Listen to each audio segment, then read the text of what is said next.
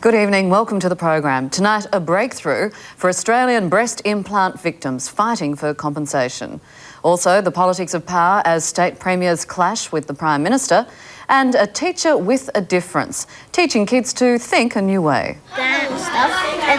Bev Ogle has produced a teaching method that emphasises language and memory by refining the ideas of Edward de Bono, the psychologist and guru of lateral thought. It's an easier way to think, and you get all what you want to write down straight.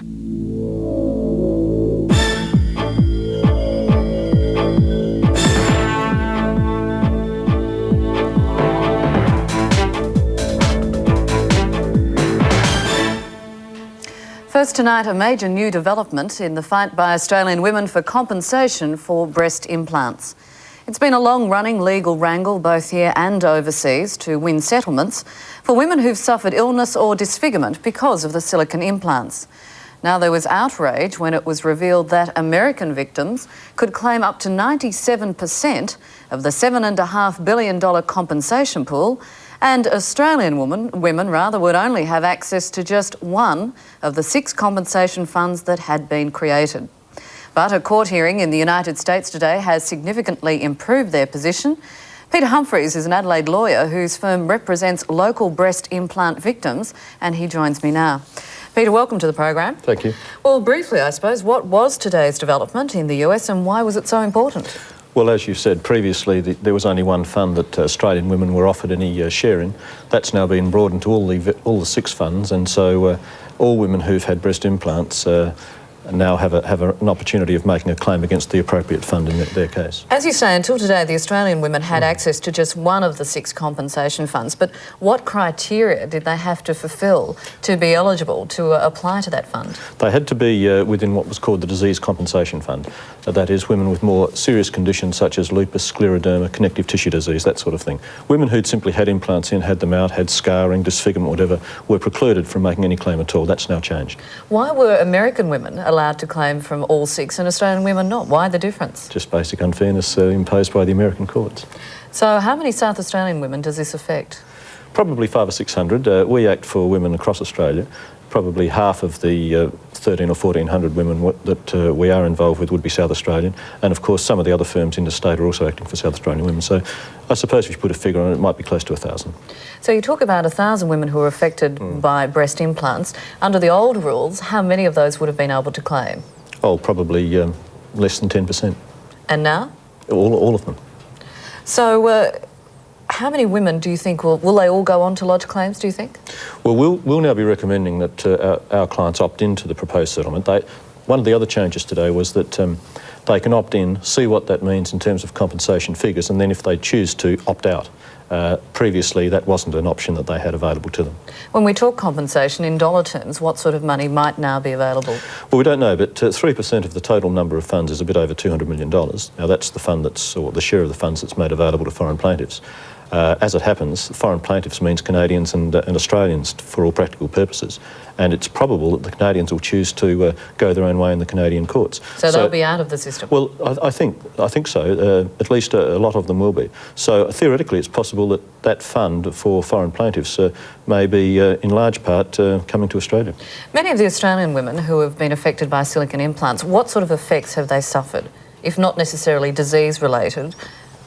Well, some have been horribly disfigured. There have been women whose implants have shifted within their bodies, some who've broken down and the silicone has wandered through their body.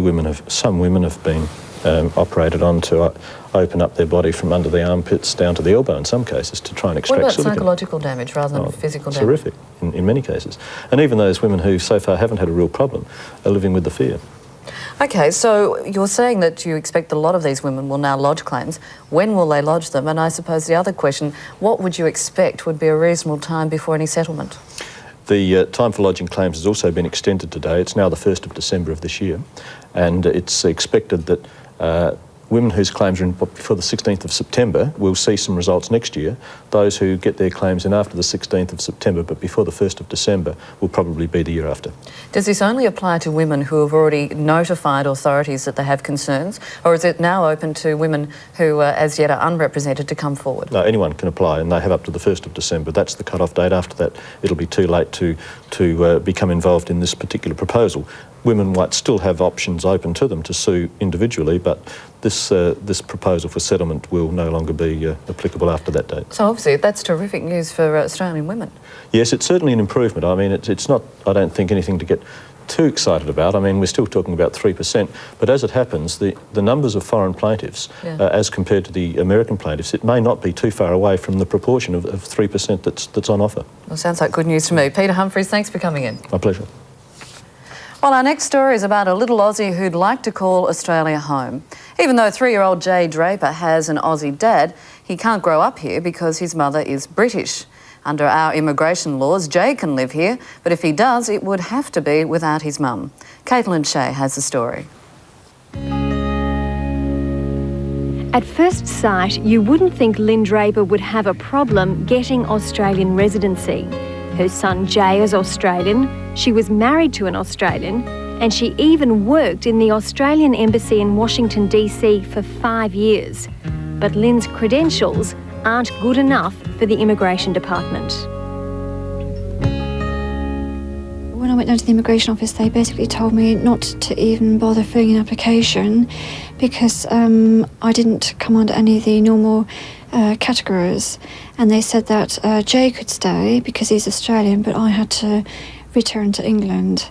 And would you leave Jake here and go back to England? No. What mother would leave her son? No. I couldn't believe that they even suggested it. You holding on to that? Yeah, okay. Lynn Draper came to Australia 5 months ago to get back together with her ex-husband, whom she'd met and married in the United States. But when she arrived at her Australian in-laws for the rendezvous, he'd changed his mind and had decided to stay in America. But it wasn't a complete disaster, for Lynn has found a new family. It's an unusual situation to think that here you are living with your parents-in-law when you're no longer married to their son. I know it is, isn't it? In fact, I'm closer to them. I think they're my own family. I mean, they're absolutely wonderful to me. They treat me like a daughter. Now she wants her son Jay to grow up in Australia. So I think there are more opportunities here for Jay. It's a beautiful country. It's a better environment for him. He's got his grandfather here and his family. And I see John, Jay's grandfather, as a male role model for him. Why should the Immigration Department bend the rules for you? I don't think he should be deprived of being able to grow up in this country, his country. You know, I think it'd be unfair for him to have to go back to England when he's really his 5th generation Draper. Under Australia's immigration laws, Lynn Draper's only option is to go back to England and leave Jay here for 2 years, by which time he should be able to sponsor her back to Australia. Immigration Minister Nick Bolkus has refused to intervene in this situation, and his department won't comment, except to say it's not about to change the law for one isolated case. No, it's certainly one of the more common scenarios that comes through this service. We get quite a lot of people who have Australian citizen children or Australian permanent resident children where the child has a right to stay but the parent doesn't. Neitra Kidson works as a solicitor in Queensland's only immigration legal service. She says in cases like this one, the law takes away a child's international right to parental care. I mean, on the one hand, you have the rights that citizenship gives to a child, which is the right to live in Australia, to enjoy the healthcare, the education, the employment prospects, everything that Australia has to offer. On the other hand, you have what's recognised to be the right of a child to remain with his parents. So you've got these two rights, which says you can stay in Australia and you can be with your parents. But unfortunately, there's the Migration Act in the middle of that, which basically says, no, you can't. Gee, good boys. I tell you what, I couldn't do without you. There's just no doubt about it. Jay's grandfather, John Draper, owns a cattle property 2 hours north of Brisbane. He has 2 young children himself and is devastated he may be about to lose his only grandson and daughter-in-law. I don't think that they're got the spirit of the year of the family at all. I feel that if possibly Senator Bolkus hasn't even read the story of how Lynn came to be in Australia, and I don't feel very proud of the fact that my son didn't honour his obligations as he should. But the fact is that she is here, and if she has to be sent back to England, it'll be a travesty of the meaning of the year of the family. Okay, we're going to cut some of that fabric. Straight it up, please, there for me. Not only does Lynn Draper have family here, she also has a job lined up, so she won't be a burden on the taxpayer. John's wife, Jacqueline, runs an interior design business and wants to train Lynn as her assistant. But the chances of her taking up a new career are fading fast. Unless immigration officials relent, Lynn Draper must leave the country next month. I just feel sorry for him, you know, it's going to be very unsettling for him again, you know, having to pack up and to leave again, especially now he's developed a relationship with his, you know, his grandfather. You know, it's sad that, you know, he's already been through a divorce and now he's going to have the trauma of being taken away from this family that he's now grown very fond of. The boy loves it here on the farm. He's, with my 2 younger children, he's just like a brother and sister to him.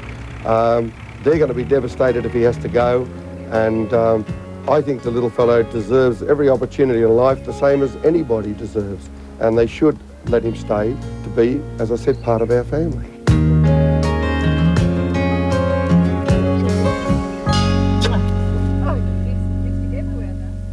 Caitlin Shea with that story. To federal politics now, and Paul Keating's push for a national competition policy has moved one step closer tonight after a spirited meeting between the Prime Minister and state premiers in Darwin today. Opening state authorities to increased competition could deliver a $20 billion boost to the economy. But just who would actually get the lion's share is still under question. In Darwin, the Prime Minister is with Paul Lanham. Prime Minister, welcome again to the program. Good, Paul. Let's set the scene by going back to the start of this day. When you arrived at the new Parliament House here in Darwin, what was at stake, did you think then? Well, I think what was at stake was the whole notion of cooperation in a real sense in the Federation. That's what was at stake. Because I think there was a chance here today, and I think we've seized it, to see that all Australians come out of winners. But the notion that we might fail and that these large areas of the state's enterprises in electricity, in gas, in water, in rail were not to be open to competition means that it would ultimately stultify the long-run recovery, and we just needed to get a win. So if these state monopolies, like electricity for example, open themselves to competition, what does that do for Australia as a whole, and how do I know about it in the end? How do I feel it? Well, I think it's very much like the Commonwealth reforms in telecommunications. You can see the competition now between Telecom and Optus. People can see a quite dramatic reduction in telephone call charges. That will be as obvious in electricity, in water, in gas, and businesses, competitive businesses, get the opportunity of cheaper supplies, and therefore they're more competitive. They get an edge over someone else somewhere else in the world. So I get smaller bills, perhaps as a consumer. A business gets smaller bills, can compete with other companies overseas better. And we maximise our advantages. For instance, there's a coal seam all down the east coast of Australia. That's a national asset. That's a national comparative advantage. We've got gas throughout the Commonwealth. This is another natural comparative advantage. We want to employ, Australians, all of us, we need everything on the line to keep ourselves competitive, and we need to employ all these advantages. And we simply couldn't while ever they were locked up in monopolies. So this is a win for the whole Australian nation, not just for the Commonwealth and the states and the state governments and the premiers, etc., but most importantly for all Australians.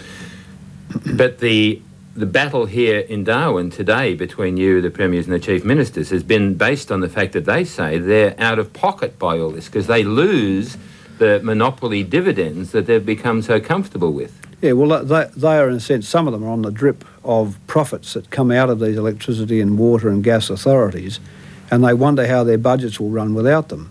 But just as the Commonwealth government, this Labor government, has cut tariffs in the 80s and 90s and had a massive loss in customs duty, we've picked it up in a more in a more active economy, a more efficient economy.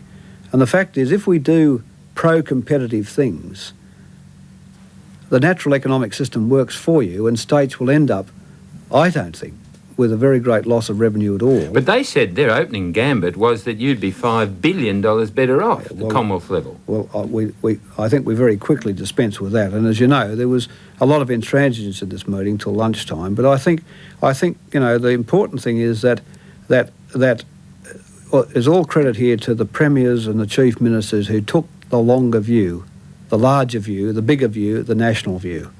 And I think, you know, all of us coming together means that we've secured a benefit for the whole country and for all Australians, and that's the key point.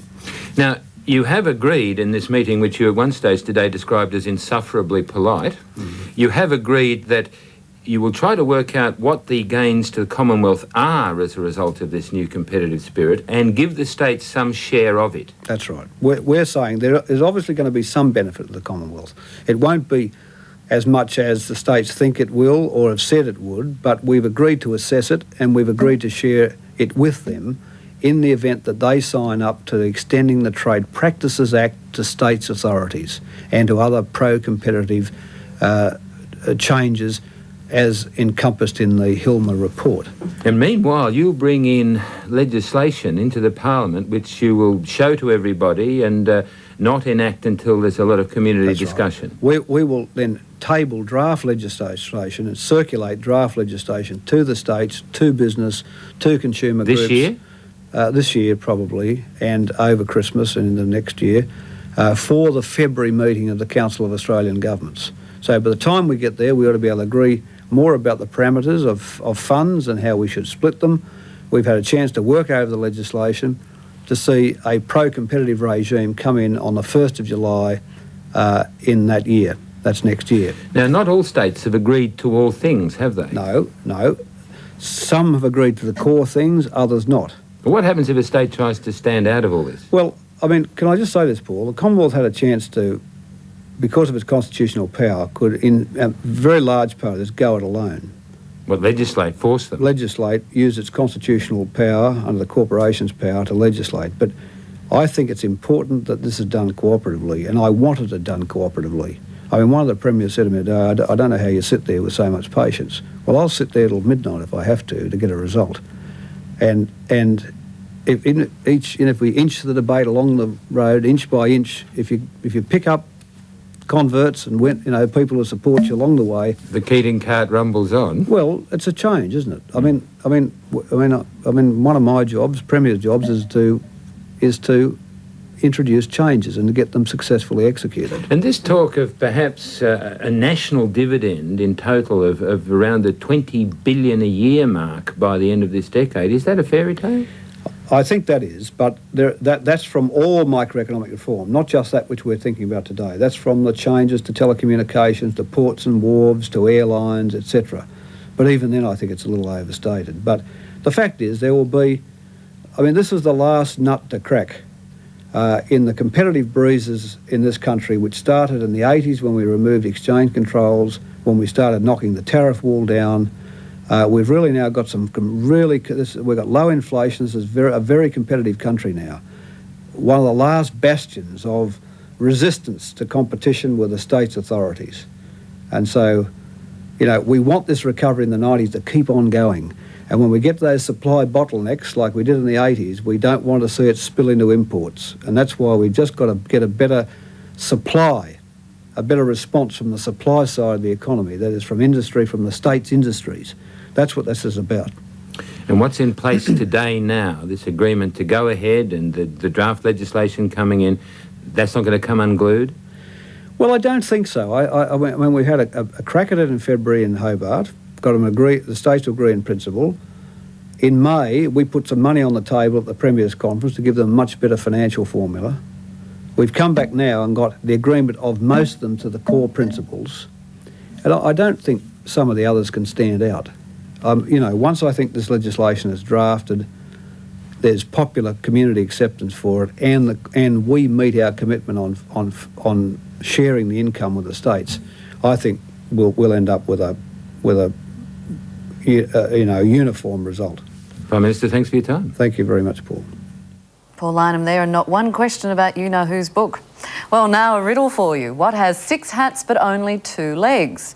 According to Sydney schoolteacher Bev Ogle, if most children learnt the method of wearing 6 thinking hats, they'd be happier, brighter, more motivated and more successful. Iris Mackler reports on a teacher whose students are so successful that parents are lining up to get a piece of the action. Now we come to the green hat, the most important hat of the lot, where you generate ideas. It's an easier way to think, and you get all what you want to write down straight. It's quicker, and you can learn faster. Like you don't have to go flick through the book. I'm not sure. I can't do this. It's just kind of easier. The bare, cold, icy facts about an insect. These grade 3 pupils at a state primary are describing the revolutionary way they are taught. No blackboard, no textbooks, no homework, no report cards. 6 legs, an abdomen, a thorax and a head. Yet they work hard and enthusiastically, at a level above their age range. But initially, parents were worried. I've had some reservations because I find it threatening as a parent. It's very different to the way I was educated. And you have to deal with that as a person, but I can see in my children the benefits of it. Verbally, you could hear what they were doing, but there was very little to see what they were doing, and that puts parents into a bit of a panic, particularly when you're used to seeing results down on paper. But I think if you talk to your children enough and you hear some of the things that they were doing and experiencing, then that's learning and growing. And for me, as a parent, that was good to see. For the parents, the proof of the pudding was in the results. The longer the pupils were taught this way, the better and better they did. Last year, 81 of the 88 pupils in 6th grade gained places in selective high schools. And you get some of the ideas from information. If I can teach them to think and question with a rich, very rich language input, then not only I, but every teacher in New South Wales can set the children up for life. It lives in the rainforest. It needs dam stuff and to... Bev Ogle has produced a teaching method that emphasises language and memory by refining the ideas of Edward de Bono, the psychologist and guru of lateral thought. Rather like in our traditional way of solving a problem, is to say, what is the cause of the problem? And if we remove the cause, we've solved the problem.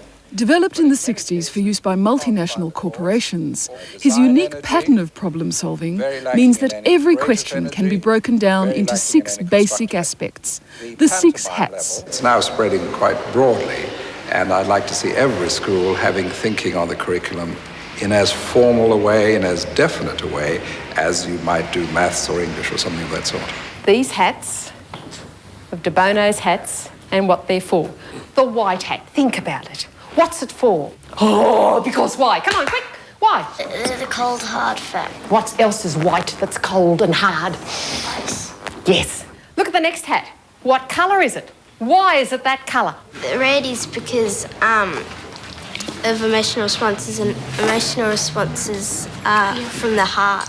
They're good ideas is normally bright and they're called the pros. And yellow for the? Sun. Now, here we come to the big bad hat. Black. It's so bad, and that's why it's called this cons. When you put on the green hat, it's like you've got really, really creative ideas. So what season of the year do you think influenced it? Summer. Oh! Spring. Summer! Right. And then we come to the blue hat. Good generalisation, and with all the information you get, you put into one sentence. As a learning tool for young minds, it has translated remarkably well, even to insects. There's the scorpion bits and the wings there. These 3 legs are the mosquito. Do you like insects? When they are strongly on the farmer's side. As an adult, and perhaps as an adult I approach it with the possibilities, it's very open-ended. I think, oh my goodness, this could take 50 years to do this task.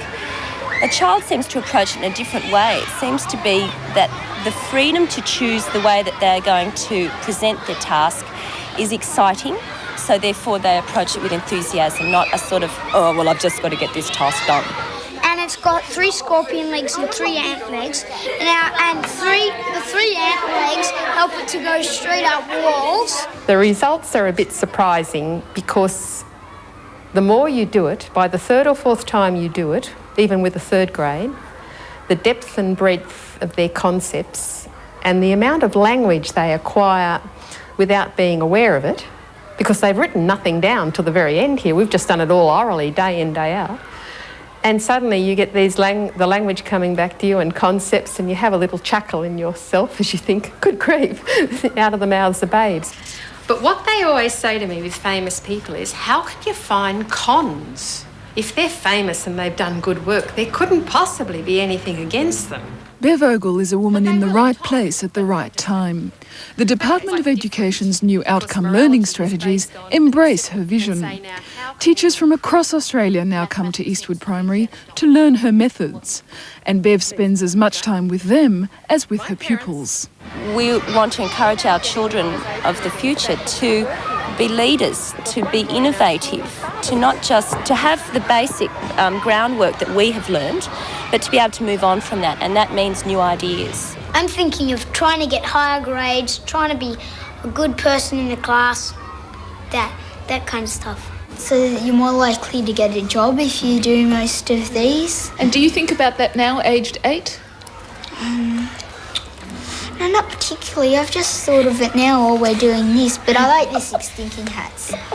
And what I say to the children is, don't accept it. Demand to know how, why, when, where.